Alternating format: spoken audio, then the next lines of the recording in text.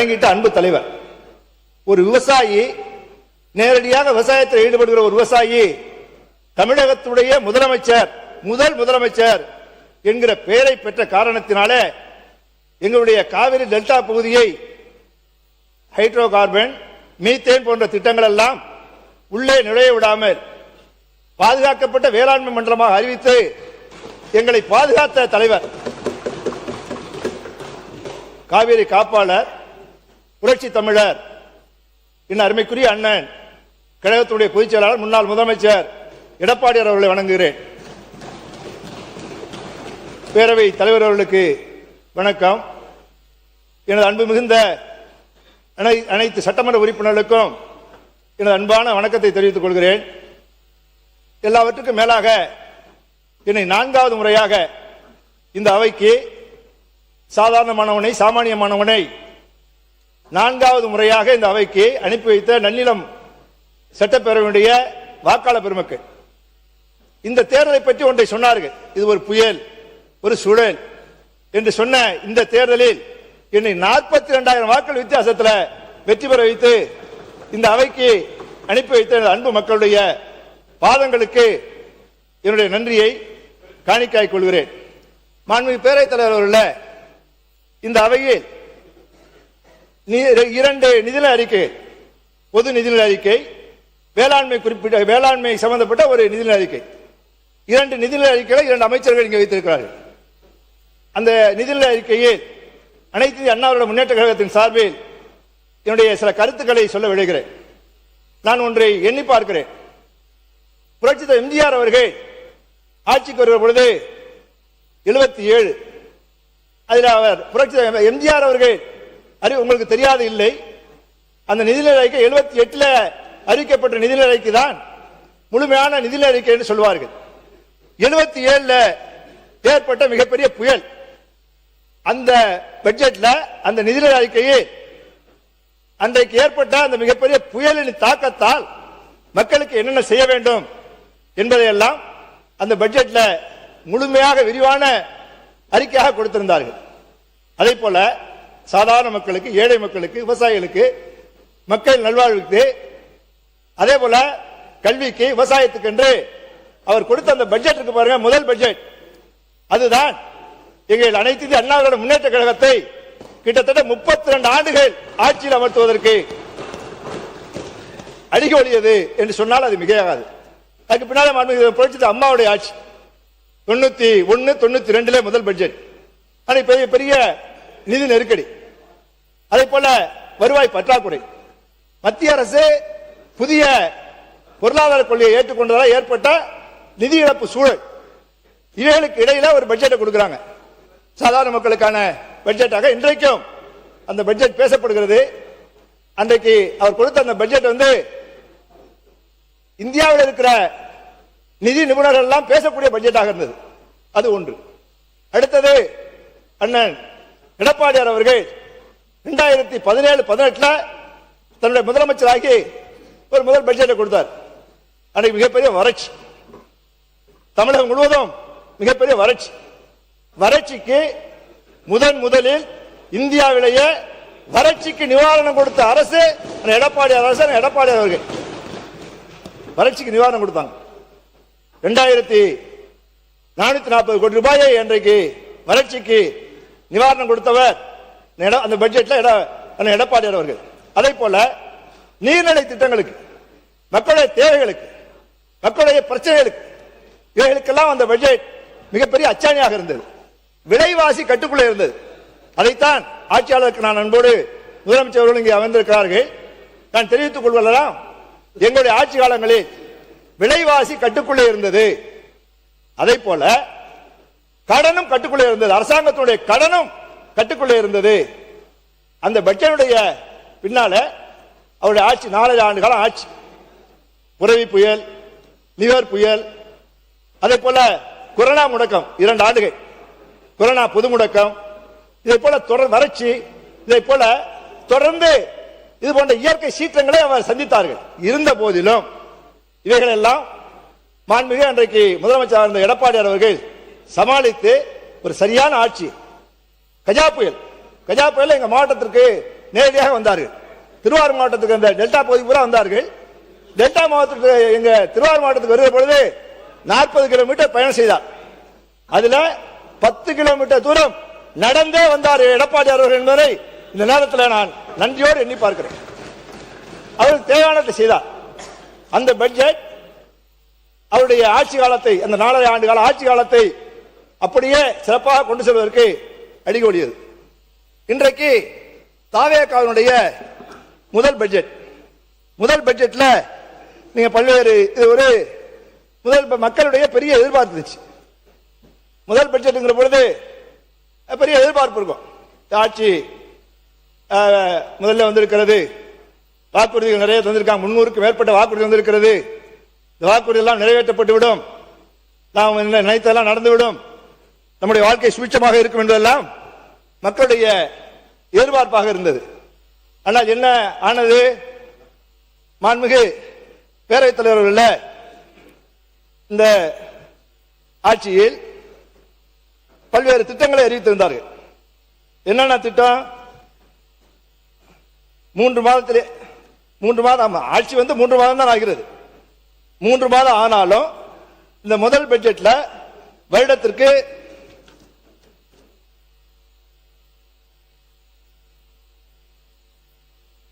பல்வேறு 2017-18 எடப்பாடி பட்ஜெட், அதுக்கு பின்னால இது முதல் பட்ஜெட். இந்த முதல் பட்ஜெட்ல என்னென்ன வேண்டினார்கள், என்னென்ன எதிர்பார்த்தார்கள்? மகளிருக்கு 2000 ரூபாய் பணம் கிடைச்சிடும், சிலிண்டர் அதுக்கு 6 சிலிண்டர் விலை இல்லாமல் வந்துவிடும், அனைத்து பேருந்துகளிலும் மகளிர் பயணம் செய்து விடலாம், இலவசமாக பயணம் செய்யலாம். அதே போல உதவித்தொகை, முதியோர் உதவித்தொகை, மாற்றுத்திறனாளி உதவித்தொகை, கற்பிணி இவையெல்லாம் 3000 உயர்ந்துவிடும். கற்பிணி பெண்களுக்கு 25000 ரூபாய் உதவித்தொகை வழங்கிவிடும். அதே போல வேலையில்லா பட்டதாரிகளுக்கு 4000 ரூபாய் வந்து சேர்ந்துடும். நெசவாளர்களுக்கு 30000 ரூபாய் உதவி வந்துவிடும். சொந்த நிலம் வைத்திருப்போருக்கு 2 முறை, ஆண்டுக்கு 2 முறை 15000 வந்து சேர்ந்துடும். அதே போல உழவர் அட்டை வைத்திருப்பவர்களுக்கு வருடத்திற்கு விவசாயிகளுக்கும் விவசாய தொழிலாளர்களுக்கும் வருடந்தோறும் 10000 வந்துடும். அதே போல மீனவர்களுக்கு 20000, 6000 20000 உயர்த்தப்படும். தாட்கோவில கடன் வாங்கியவர்களுக்கெல்லாம், அந்த அருமைக்குரிய அந்த சகோதரர்களுக்கெல்லாம் உடனே எல்லா கடனும் தள்ளுபடி ஆகிடும். அதே போல பழைய ஓய்வூதிய திட்டம் உடனே வந்துவிடும் என்றெல்லாம் எதிர்பார்த்தார்கள். இதெல்லாம் ஒன்றுமே வரவில்லை. வராதனால என்னாச்சு? இந்த பட்ஜெட் மிகப்பெரிய ஏமாற்றத்தை தந்திருக்கிறது. ஏமாற்றத்தை தந்திருக்கிறது சொன்னால் பெயர் மாற்றம். இந்த பட்ஜெட்ல பெயர் வைத்திருக்கீங்க, பெயர் சூட்டும் பட்ஜெட்டாகத்தான் இந்த பட்ஜெட்டை வெற்றி என்கிற பெயரை சூட்டி இருக்கிறீர்கள். ஒரே ஒரு திட்டம் வந்திருக்கு, தாய்மாமன் சீர்திட்டம், மோதிரம் போடுவது. அதுவும் அரசு பள்ளியில, அரசு மருத்துவமனையில் பிறந்தவர்களுக்கு மட்டும் அந்த திட்டத்தின் மூலமாக மோதிரம் வழங்கப்படுவதாக சொல்லி இருக்கிறீர்கள். அது மற்றவர்களுக்கெல்லாம் ஒரு ஏமாற்றத்தை தந்திருக்கிறது. மொத்தத்தில் இந்த பட்ஜெட் ஒரு ஏமாற்றத்தை தந்திருக்கிற பட்ஜெட்டாக இருக்கிறது. அதுல விலைவாசி ஏற்றம், முன்னாள் அமைச்சர் எனக்கு முன்னாலே பேசியதை போல அரிசி விலை கடுமையாக ஏறி இருக்கிறது. விலைவாசி மிகப்பெரிய உயரத்தில் இருக்கிறது. விலைவாசியை கட்டுப்படுத்துவதற்குரிய நடவடிக்கைகள் இந்த பட்ஜெட்ல இல்லை. நிதியமைச்சர் பேசும்போது சொல்கிறார், 2 ஆண்டுகள் எங்களுக்கு நேரம் தேவை, இவையெல்லாம் சரி செய்வதற்கு 2 ஆண்டுகள் தேவை என்று சொல்கிறார். அப்புறம் அதே நாளில் நிதித்துறை செயலாளர்கள் பேட்டி கொடுக்கிறார்கள், 50 ஆண்டு ஆனாலும் கடனை குறைக்க முடியாது. இதுக்குதான் அலுவலியா தலைமையில கமிட்டியா? எனது அருமைக்குரியவர்களே, 50 ஆண்டு ஆனாலும் கடனை குறைக்க முடியாது என்பதற்கு அலுவலியா தலைமையில ஆலோசனை குழுவா? நிதியமைச்சர்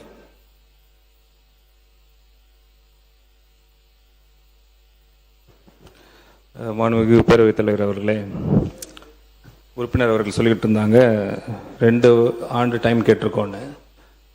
சார், நான் ஜென்ரலாகவே எல்லாருக்குமே நாங்கள் அட்ரஸ் பண்ணியிருந்தோம். இந்த ஒயிட் பேப்பர் டிஸ்க்ளோஸ் பண்ண பிறகு என்ன ஸ்டேட்டஸ் ஆஃப் த ஃபினான்ஷியல் நம்ம சுச்சுவேஷன் இங்கே இருக்குன்னு சொல்லிட்டு கிளியராக நாங்கள் அனௌன்ஸ் பண்ணியிருந்தோம்.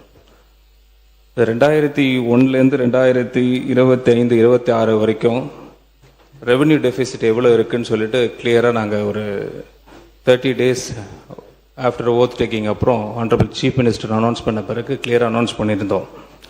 அதில் வருவாய் பற்றாக்குறை வந்து 2021-22 46,538 இருந்தது வந்து 2025-26 ஆண்டுக்கு ஆக்சுவல்ஸ் 78,324 இருந்துச்சு. கிட்டத்தட்ட அது ஹையஸ்ட் எவர். அதே மாதிரி ஸ்டேட் ஓன் டேக்ஸ் ரெவன்யூ ஜிஎஸ்டிபியில் சொல்லுவாங்க 5.93% இருந்தது, 5.45% டிக்ளைன் ஆயிருக்கு. அதே மாதிரி ஜிஎஸ்டிபியில் 1.79% இருந்தது, 1.44% ஆயிருக்கு. இந்த சுச்சுவேஷனில் தான் நாங்கள் வந்து தமிழக வெற்றி கழகம் நாங்கள் வந்து ஆட்சி அமைச்சிருக்கோம். ஸோ இதில் நிறைய ரிஃபார்மேஷன் வந்து கடந்த 60 டேஸாக வந்து ஹானரபிள் சீஃப் மினிஸ்டர் துறை ரீதியாக நிறைய விஷயங்கள் ஆல்மோஸ்ட் ஒரு 14 to 15 டேஸாக டிஸ்கஷன்ஸ் ஒவ்வொரு டிபார்ட்மெண்ட்டாக ஒரு 4 to 5 hours டிஸ்கஷன் பண்ணி முடித்த பிறகு நிறைய மாற்றங்கள் இங்கே கொண்டு வந்திருக்கிறாங்க. அந்த அடிப்படையில் பார்த்தீங்கன்னா இந்த பட்ஜெட் வந்து 436 மேனிஃபெஸ்டோ அனௌன்ஸ்மெண்ட் பண்ணதில் நாங்கள் 436 அனௌன்ஸ்மெண்ட்டில் 125 இந்த வருஷத்துக்கு நாங்கள் அனௌன்ஸ் பண்ணியிருக்கோம். 125 அனௌன்ஸ்மெண்ட்டு இந்த பட்ஜெட்டில் நாங்கள் கிளியராக அனௌன்ஸ் பண்ணியிருக்கிறோம். இது வந்து வரப்போகிற கால இதில் வந்து நிறைய மாற்றங்கள் வரும். அதில் ஒரே ஒரு எக்ஸாம்பிள் மட்டும் சொல்கிறேன். ஒன் சச் எக்ஸாம்பிள் வந்து பார்த்தீங்கன்னா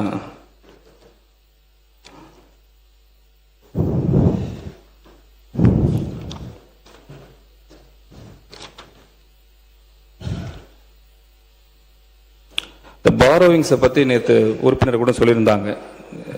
Q1 நீங்கள் எவ்வளோ வாங்கியிருந்தீங்க, 2026-27 சொல்லிட்டு அவங்க சொல்லியிருந்தாங்க. 2025-26 Q1 டிஎம்கேல வந்து டிஎம்கே கவர்மெண்ட் இருக்க பார்த்து Q1 19,337 crore வாங்கியிருந்திருக்காங்க. நாங்கள் இப்போ Q1 வர பார்த்து 2026-27 ஃபர்ஸ்ட் குவார்ட்டரில் 20,881 crore சொல்லியிருக்கிறோம். இது அதிகமாக இருக்குது அப்படின்னு நேற்று கேட்டிருந்தாங்க. நீங்களும் அதான் சொல்கிறீங்க.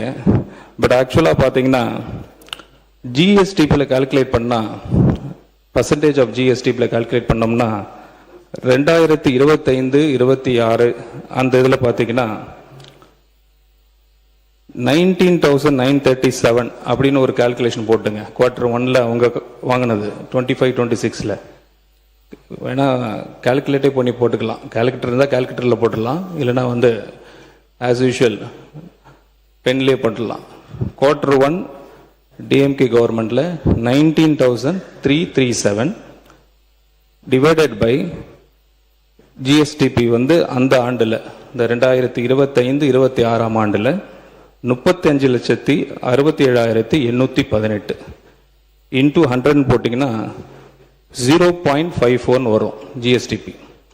அதே நம்ம இதில் வந்து இப்போ இந்த 3 மாதத்தில் 20,881 நம்மளோட ஜிஎஸ்டிபி டிவைடட் பை 40,67,312 இன்டூ 100 போட்டிங்கன்னா இட் இஸ் 0.51.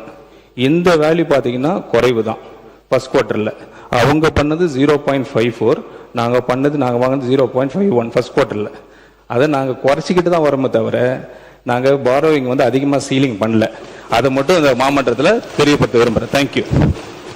மாண்பு உறுப்பினர். மாண்புமிகு பேரவைத் தலைவரில் 0.01 குறைஞ்சிக்கன்னு சொன்னாங்க. பெரிய மாற்றத்தை எதிர்பார்த்தார்கள் மக்கள்.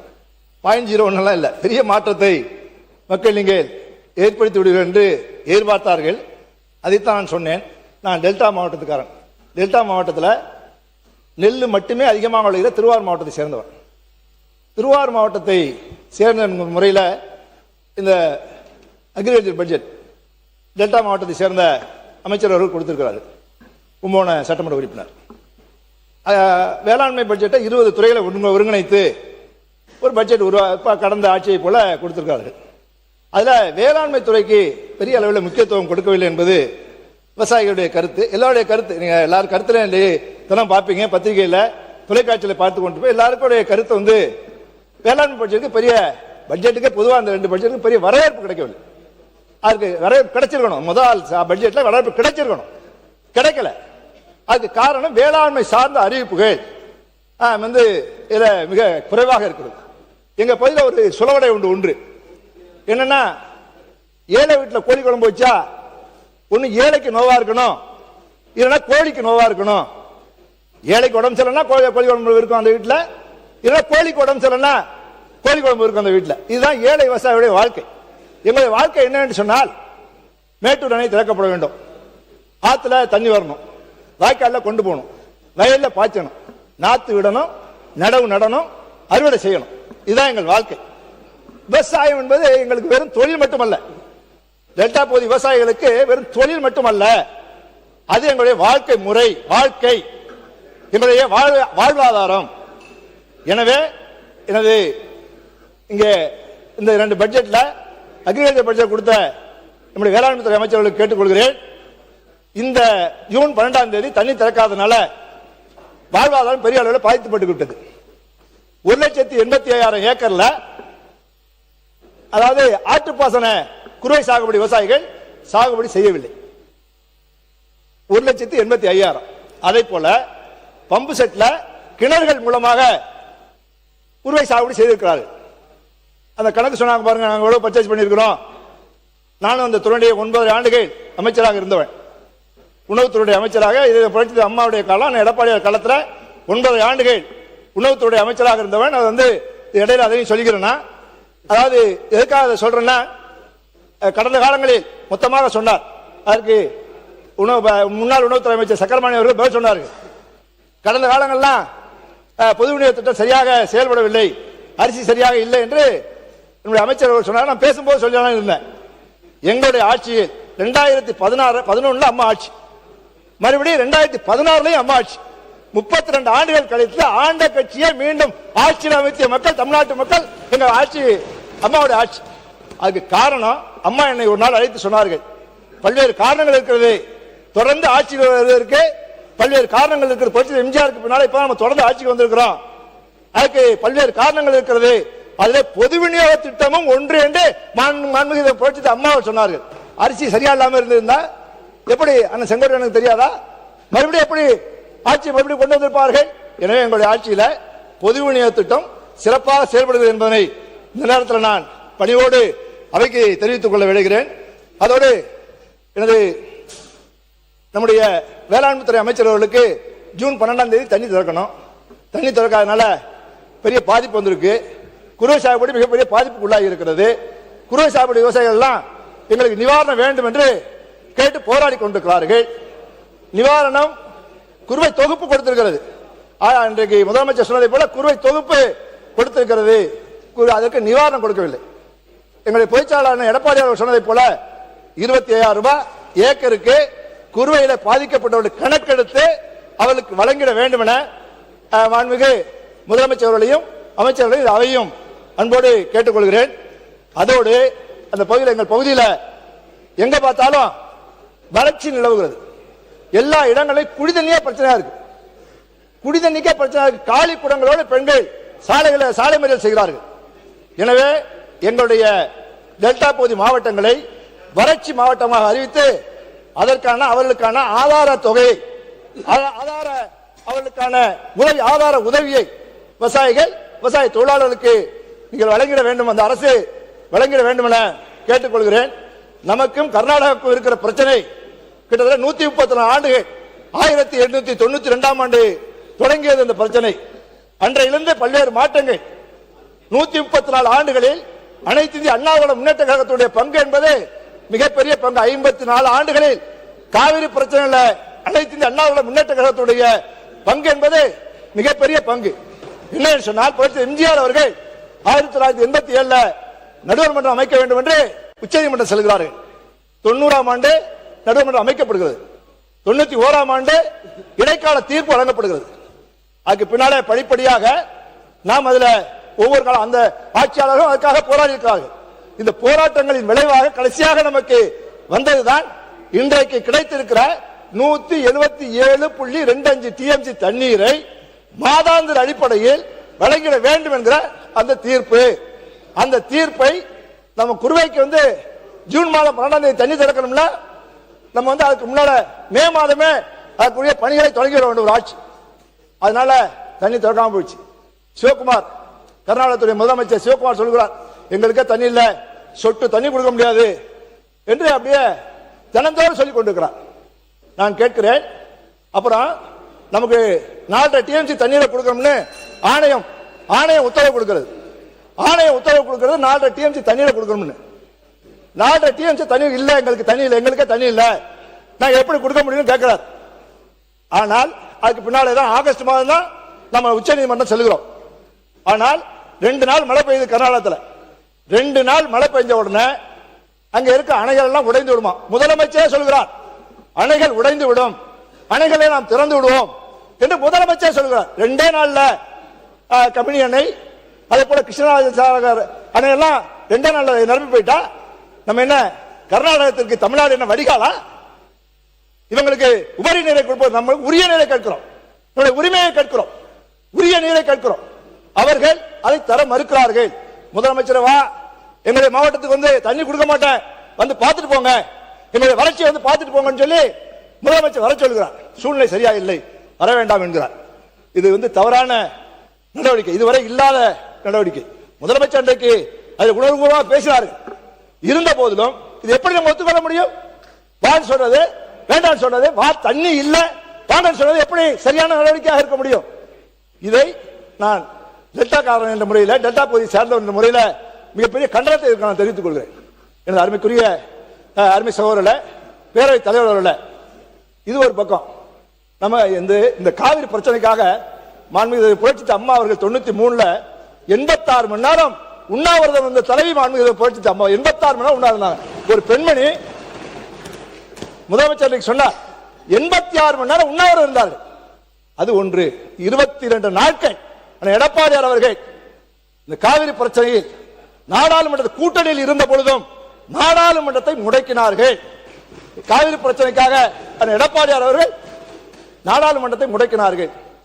அதே போல மாண்புமிகு பேரவைத் தலைவர் அவர்களே, இது ஒன்று. இதுல எங்களுடைய பங்கு பெரும் பங்காக இருந்திருக்கிறது. புரட்சி எம்ஜிஆர் காலம், புரட்சி அம்மா காலம், புரட்சி தலைவர் எடப்பாடியார் காலம். அதுக்கு பின்னால பேரவைத் தலைவர்களே 19 நிமிஷம் பேசியிருக்கீங்க, போதும். நீங்க அவருக்கு இல்ல இன்னொருத்தரோட உங்களை ஒப்புமைப்படுத்தி பேசக்கூடாது. சில விஷயங்களில் சில நிகழ்வுகளில் அவசியம் ஏற்பட்ட சில நிகழ்வுகளில் நல்ல கருத்துக்கள் பரிமாறப்படுகிற போது ஏற்புடையது என்றால் அதை அனுமதிக்க வேண்டிய கடமை எனக்கு இருக்கிறது. உங்களை பொறுத்தவரை குறுக்கீடு இல்லாமல் 19 நிமிடம் பேசிவிட்டீர்கள். நன்றி சொல்லி முடியுங்கள். மேகதாது அணையை கட்டியே தீர்வுன்னு சொல்கிறார்கள். மேகதாது அணை கட்டிட்டா என்ன நிலைமை என்னாகும்? அங்கிருந்து டீடைல் ப்ராஜெக்ட் ரிப்போர்ட்டை அனுப்புறாங்க, திருப்பி அனுப்பப்படுகிறது. மத்திய அமைச்சர் சொல்கிறார், எதுக்கு திருப்பி அனுப்பப்பட்டதற்கான காரணத்தை என்ன சொல்கிறார்? அதிகமான தண்ணீரை கேட்கிறார்கள், பெங்களூர் நகரத்திற்கு அதிகமான தண்ணீரை கொண்டு போக நினைக்கிறார்கள். அதே போல புனல் மின்சாரம் தயார் செய்ய நினைக்கிறார்கள், அதனால திருப்பி அனுப்பியிருக்கோம் சொல்லி அமைச்சர் சொல்கிறார். அவர் ஆள் பார்ட்டி கூட்டத்தை கூட்டுறார். உள்நோக்கத்தோடு சிவகுமார் நடந்து கொள்கிறார். எனவே நான் முதலமைச்சரை, இந்த அரசை கேட்டுக்கொள்வதெல்லாம் எங்களுடைய ஜீவாதார பிரச்சனை. காவிரியில மேகதாதுவில் அணை கட்டப்பட்டு விட்டால் காவிரி எங்களுடைய டெல்டா பகுதி பாலைவனமாகிவிடும். எனவே உடனடியாக அனைத்து கட்சி கூட்டத்தை கூட்ட வேண்டும். அனைத்து கட்சி கூட்டத்தை முன்னாடி நடக்காத நடவடிக்கை இல்லை. நம்முடைய மின்துறை அமைச்சர் சொல்வதை போல இதுக்கு முன்னால இல்லாத நடவடிக்கை இல்லை. அனைத்து கட்சி விவசாய சங்கங்கள் உள்ளடக்கிய அனைத்து கட்சியை கூட்டி இதற்கு உடனடி நடவடிக்கை, சட்ட நடவடிக்கைகள் உள்ளிட்ட அனைத்து நடவடிக்கைகளை எடுக்க வேண்டும் என காவிரி டெல்டா பகுதியுடைய பிரதிநிதிகள் ஒருவன் அவையில் மாண்புமிகு முதலமைச்சர் அவர்களை கேட்டுக்கொள்கிறேன். அது மட்டுமல்ல, இன்றைக்கு காவிரி டெல்டா பகுதி முழுவதும் எங்க பார்த்தாலும் நேரடி நெல் கொள்முதல் நிலையங்கள்ல நெல் தேங்கி கிடக்கிறது. ஏற்கனவே எடுத்த நெல் இப்ப எடுக்கிற நெல் தேங்கி கிடக்கிறது. திருவாரூர் மாவட்டத்தில் மட்டும் 5 லட்சம், டெல்டா மாவட்டம் முழுவதும் 10 லட்சம் மூட்டைகள் தேங்கி கிடக்கிறது. அதனால அந்த மூட்டையும் மழையில நனைஞ்சு போது விவசாயிகள் கொண்டு வருகிற நெல் மூட்டையும் மழையில நனைந்து விடுகிறது. உடனடியாக எல்லா நேரடி நெல் கொள்முதல் இருக்கிற நெல்லை எல்லாம் உடனே நீங்கள் நகர்வு செய்து அனுப்பிட வேண்டும், கிடங்குகளுக்கு அனுப்பிட வேண்டும் என இந்த நேரத்தில் கேட்டுக்கொள்கிறேன். எனது மாண்புமிகு பேரவைத் தலைவர்கள் இறுதியாக ஒன்றை சொல்ல நினைக்கிறேன். இந்த ஆட்சி வருவதற்கு முன்னால ஒன்றை சொன்னார்கள். அவர்கள் தேர்தல் அறிக்கையை பற்றி சொல்கிற பொழுது அறம், பொருள், இன்பம், இந்த 3 தலைப்புகளில் தான் உங்களுடைய அறிவிப்புகள் வந்துருந்துச்சு. இந்த பட்ஜெட்ல அறம் இல்லை. அறம் இல்லைன்னா நான் வேற மாதிரி சொல்லல. அறம்னா சொன்னதை செய்யணும்ல, சொன்னதை செய்யவில்லை. எந்த உங்களுடைய அறிவிப்புகள் எதுவும் நிதிநிலை அறிக்கையில வரவில்லை. அறம் இல்லை, நிதி ஒதுக்கவில்லை, பொருள் இல்லை. அறமும் பொருளும் இல்லாதால் மக்களிடத்தில் இன்பம் இல்லை என்பதனை தெரிவித்து நன்றி கூறி விடைபெறுகிறேன். வணக்கம். மாண்புமிகு உறுப்பினர்